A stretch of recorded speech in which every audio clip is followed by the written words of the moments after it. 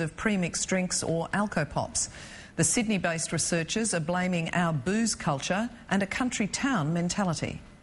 200 parents nationwide were asked if they thought alcopops were more dangerous for teenagers than other alcoholic drinks.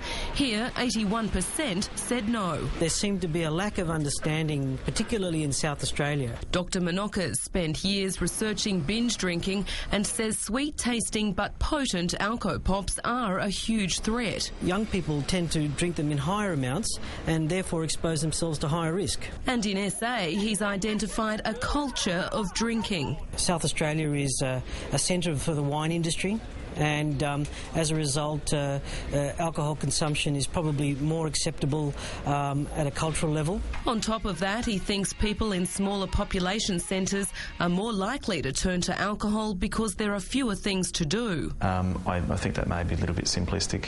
Last year, one Sydney hotel took matters into its own hands and banned the sale of alcopops altogether. But the young people we've spoken to say that would do little to solve the problem here. I think it's idiotic to get rid of them because you won't control it. You'll make things worse. Gertie Yatskovsky, 7 News.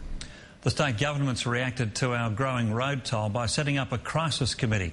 It's being told to consider tougher penalties, including crushing the cars of high-speed drivers.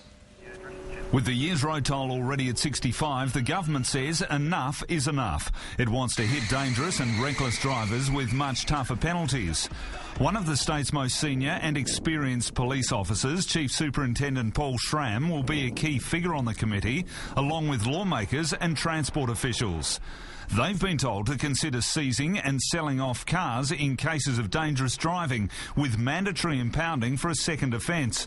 They'll also examine increased car clamping